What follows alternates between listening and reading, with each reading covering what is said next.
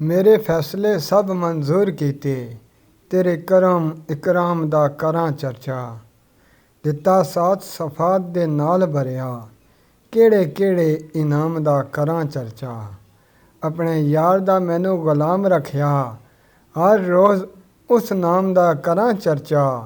Server Shah मुहम्मदी दीन अंदर, दिन रात इस्लाम दा करां चर्चा। मेरे उत्ते तू करम इकराम कीते, अपनी शुक्र अदाई दा करां चर्चा। दिल दे विच ना याद आबाद रखी, खुद में बेहयाई दा करां चर्चा। ऐबा मेरियां ते पर्दा पा रखिया, तेरी लापरवाही दा करां चर्चा। सरवर शाह गुबास्तां रिया करदा, तेरी हक अदाई दा करां चर्चा।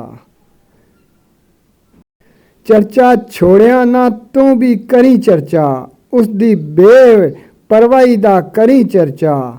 किथों चुक नमरूद नू किथे खड़िया, वाह वे ऐसी खुदाई दा करी चर्चा। अपने नूर थी नूर अलग करके, उहदे अगे रसवाई दा करी चर्चा। सरवर हद थी वध उस करम कीता, अपनी बेवफाई दा करी चर्चा।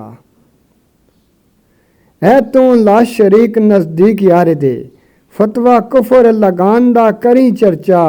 तेरे यार दे नाल प्यार साडा, दस केड़े पलान दा करी चर्चा।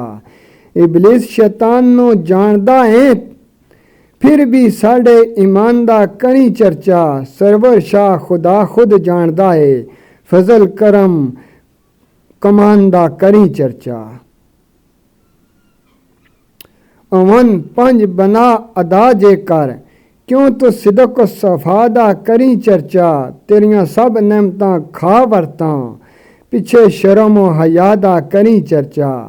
जानी जान जहान दा आपे तू, कानू अर्ज़ो दवा दा करी चर्चा। सरवर शाह राज़क खालक आप आज़क, मालक मुल्क जज़ा दा करी चर्चा।